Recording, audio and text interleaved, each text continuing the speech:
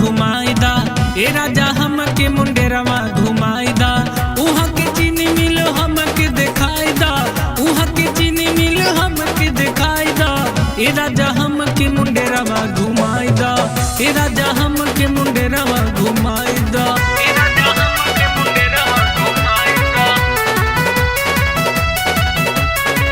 ए राजा हमके मुंडेरवा घुमाई दा। गोविंद के दुकानिया जी बड़ा मशहूर बा। मोमो चाउमीन सैया खाए के जरूर बा। गोविंद के दुकानिया जी बड़ा मशहूर बा। मोमो चाउमीन सैया खाए के जरूर बा।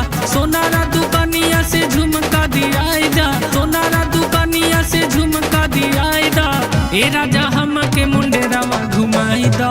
ए राजा हमके मुंडेरवा घुमाई दा। ए राजा हमके मुंडेरवा घुमाई दा। ए राजा हमके मुंडेरवा घुमाई दा।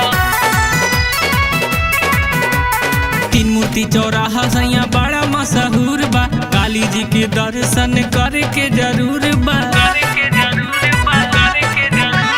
तीन मूर्ति चौराहा सैया बड़ा मशहूर बा। काली जी के दर्शन करे के जरूर बा। राजा वस्त्रालय से चुनरी ले आए दा। राजा वस्त्रालय से चुनरी ले आए दा। ए राजा हमके मुंडेरवा घुमाई दा।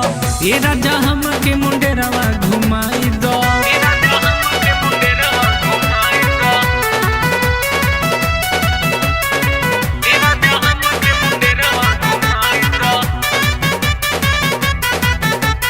मुंडेरवा स्टेशन राजा बड़ा मशहूर बा। प्रेम के रोग हमके लागल जरूर बा। मुंडेरवा स्टेशन राजा बड़ा मशहूर बा। प्रेम के रोग हमके लागल जरूर बा। धर्मराज दुलारा हमर मन सा पुराई दा। धर्मराज दुलारा हमर मन सा पुराई दा।